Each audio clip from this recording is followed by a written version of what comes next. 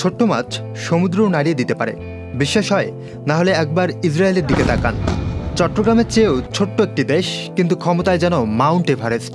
ইসরায়েলের আয়তন মাত্র 22,145 বর্গ কিলোমিটার, আর চট্টগ্রাম বিভাগের আয়তন প্রায় 33,904 বর্গ কিলোমিটার। মানে এক কথায় আয়তনের দিক থেকে চট্টগ্রাম ইসরায়েলের বড় ভাই।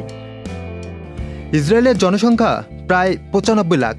প্রতি বর্গ কিলোমিটারে গড়ে 450 জনের মতো মানুষ বসবাস করে।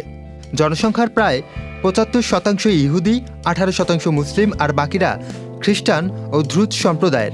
এলএমই সার্টিফাইড বিশ্বসেরা কপারে তৈরি ওয়ালটন কেবলস, যা আপনার স্থাপনাকে রাখবে সব সময় নিরাপদ। এদিকে ইসরায়েলের প্রযুক্তি, টেকনোলজি, সামরিক দিক থেকে যেন বিশ্বের বুকে মাথা উঁচু করে দাঁড়িয়ে আছে।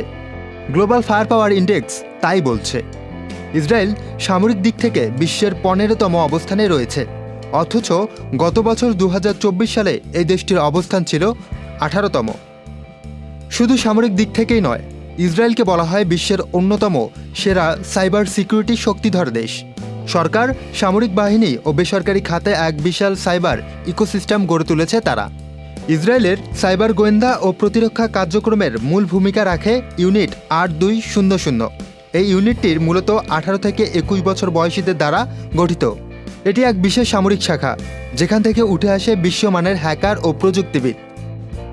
তবে ইসরায়েল বাহিনী যেভাবে গাজায় শিশু, নারী ও সাধারণ মানুষের ওপর হামলা চালাচ্ছে, এমনকি আশ্রয় কেন্দ্রগুলোও রক্ষা পাচ্ছে না, তা আন্তর্জাতিক মানবতা ও নৈতিকতার চরম লঙ্ঘন হিসেবে পৃথিবীর মানুষ মনে করছে।